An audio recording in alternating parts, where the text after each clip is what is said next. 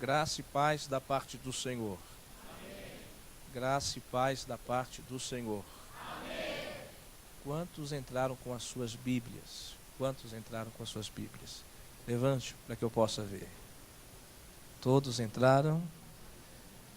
Então abra essa Bíblia no segundo livro de Reis. Segundo livro de Reis, capítulo de número 4.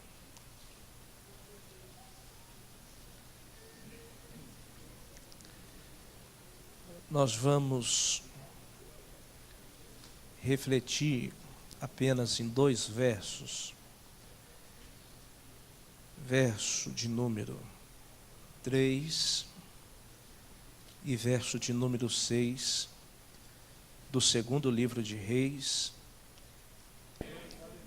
Segundo livro de Reis, capítulo 4, verso de número 3 e verso 6. Quem encontrou, diga, está encontrado. Diz assim a palavra de Deus. Então disse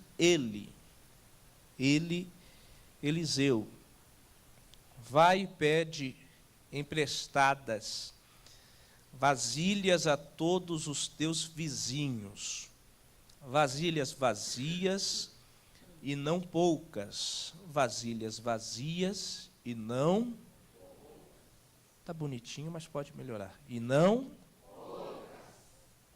verso 6, cheias vasilhas, disse ela a um dos seus filhos, chega-me aqui mais uma vasilha, mas ele respondeu, não há mais vasilha nenhuma, e o azeite parou.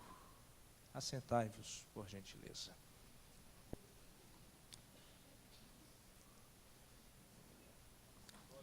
Eu meditava nesta manhã acerca desta passagem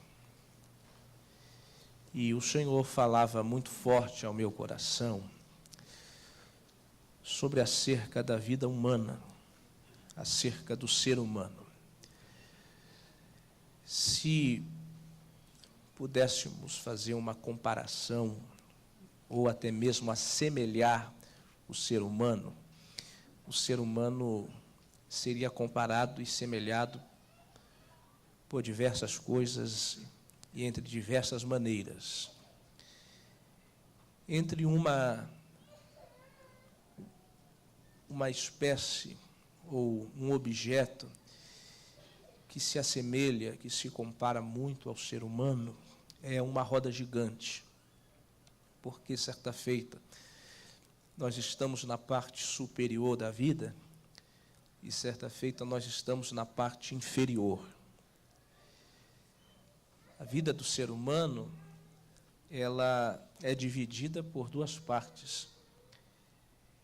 É baseada em lucros e é baseada em percas.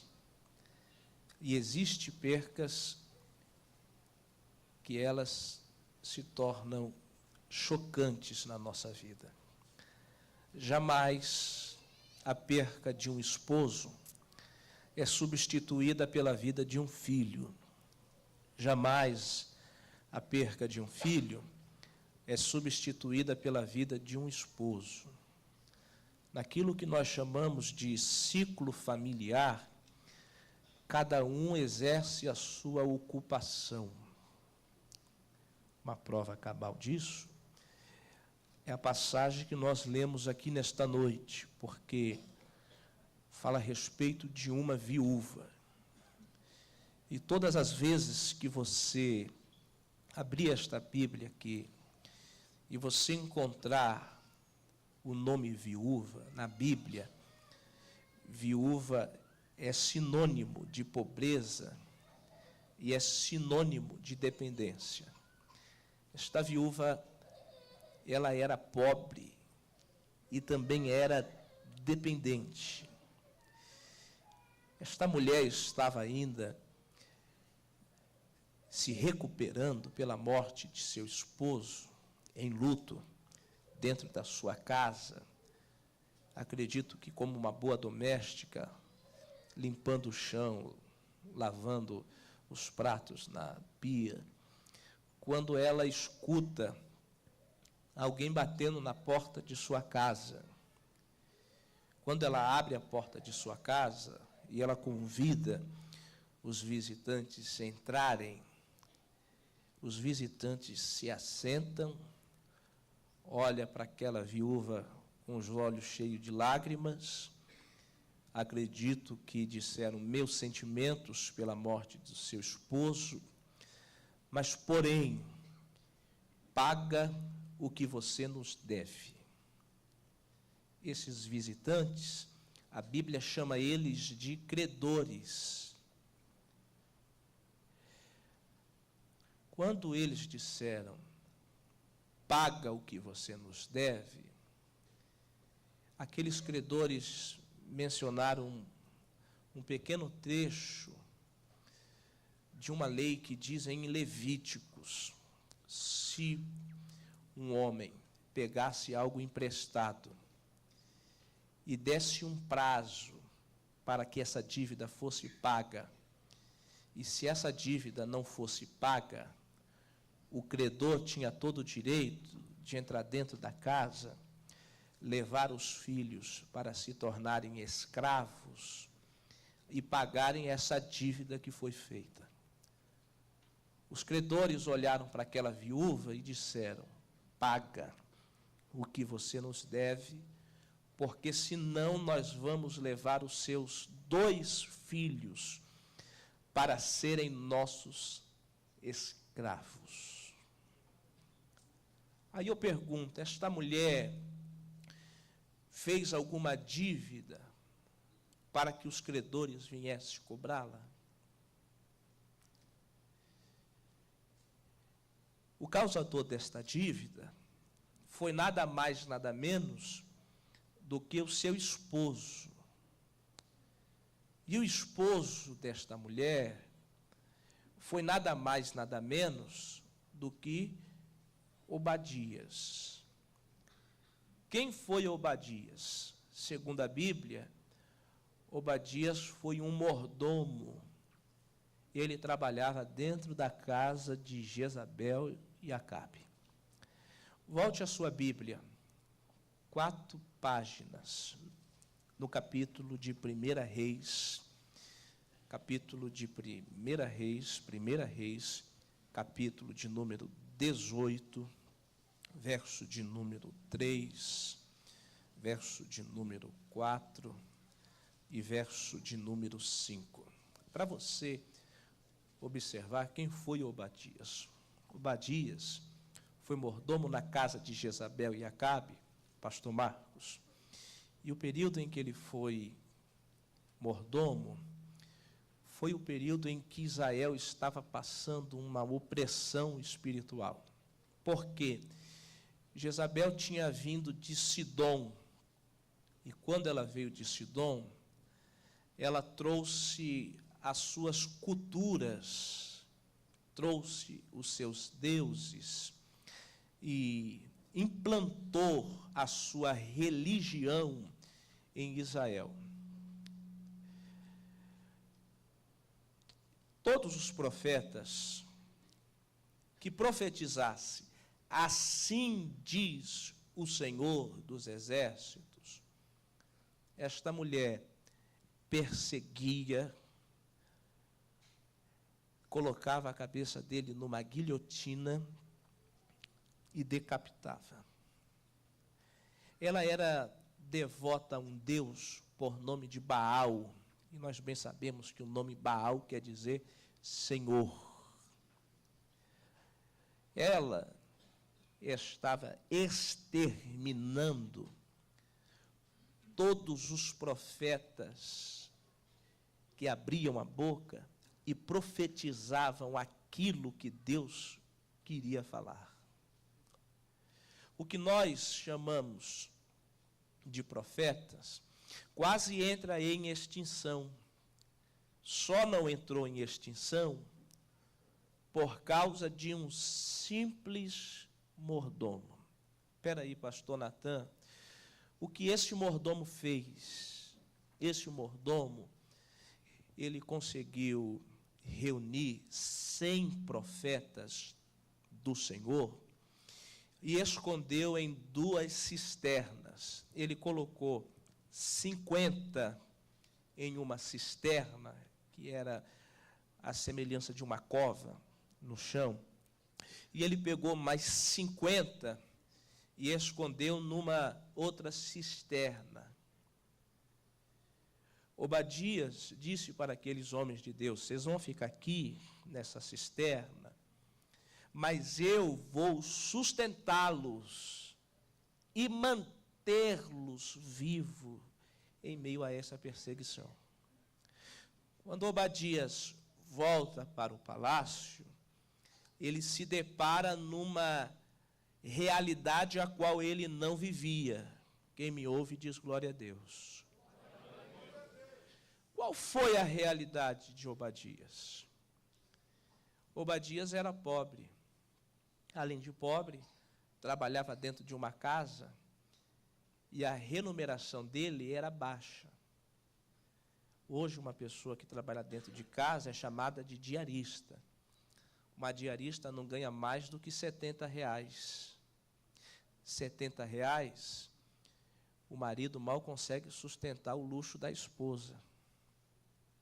Ainda mais 2 filhos, com leite ninho, Sustage e a Gucci. Obadias era pobre e mal conseguia sustentar a sua própria casa. O que Obadias pensa consigo mesmo?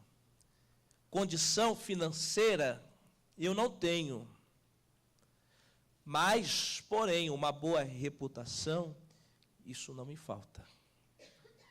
Obadias vai na rua dos comércios que existia em Samaria e entra em cada propriedade que pertencia a um padeiro, e ele batia na porta, e quando o padeiro saía, Obadias dizia: eu preciso de um saco de trigo para fazer desse trigo pão e cuidar de 100 homens de Deus que estão sendo perseguidos. O dono da padaria pegava o saco de trigo, colocava em cima da bancada. Obadias pegava o saco de trigo, colocava nas costas, e quando estava saindo, o proprietário dizia: espera aí, Obadias, como é que você vai pagar este saco de trigo que você está levando?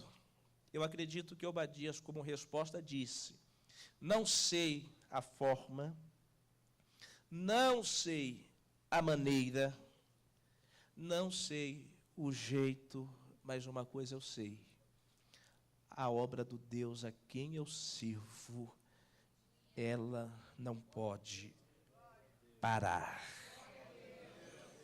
Gostei do glória a Deus, eu vou repetir de novo para você dar um glória a Deus mais alto. Quando ele estava com um saco de trigo nas costas, pastor Ataúf, eu acredito que o proprietário disse: Obadias, como você vai pagar esse saco de trigo que você está levando? Como resposta, ele disse: olha, não sei a forma, não sei a maneira, não sei o jeito. Uma coisa eu sei: a obra do Deus a quem eu sirvo, ela não pode parar. Quando o saco já estava nas costas, ele entra dentro do palácio de Jezabel, aquela que matava os profetas.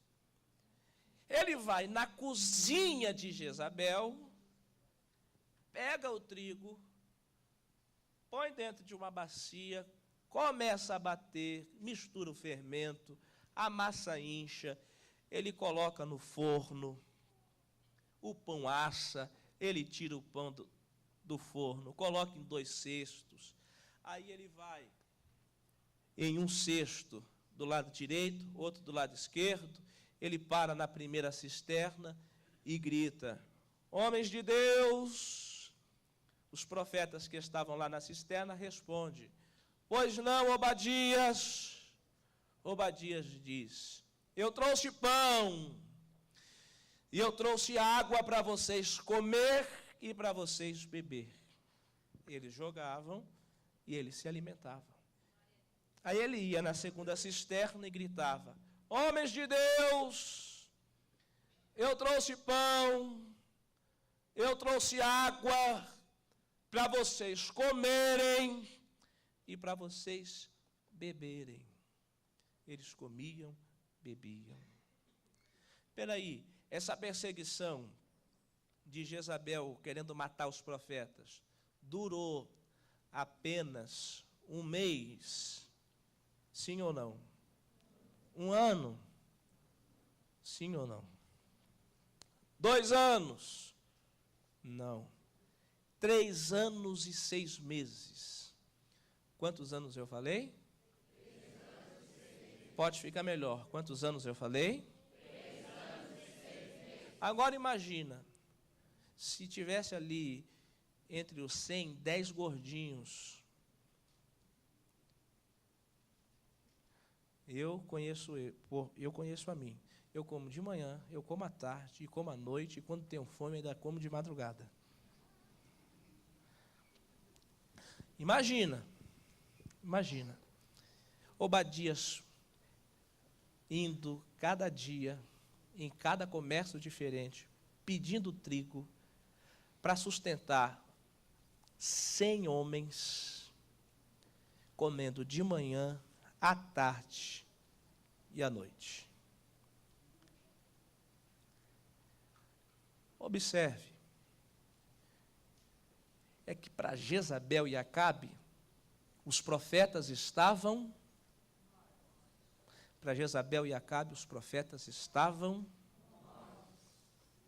mas para Deus, eles estavam vivos, comendo pão e bebendo água. Então coloca a mão no ombro desse irmão e profetiza assim para ele, dizendo: acharam que você estava morto. Não, está fraco. Olhe dentro dos olhos dele, mas não se apaixone. Olhe nos olhos dele e diga assim: achavam que você estava morto.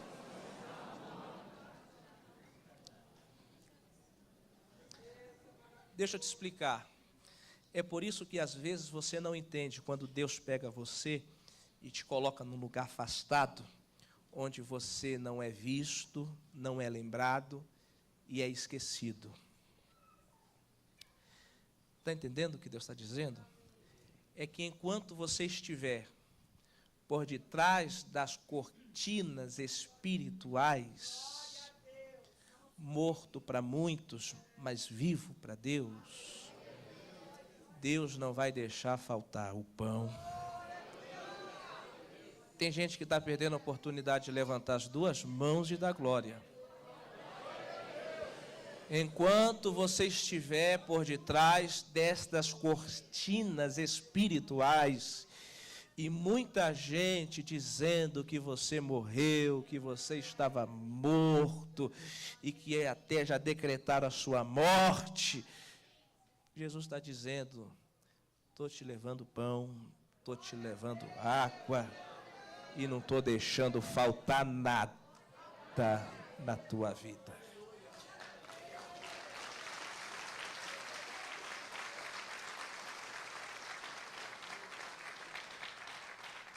Do que Obadias fez, por isso aqui, por essa estrutura de 4 paredes, que chamamos de obra de Deus, ele teve alguma recompensa, pastor José Roberto?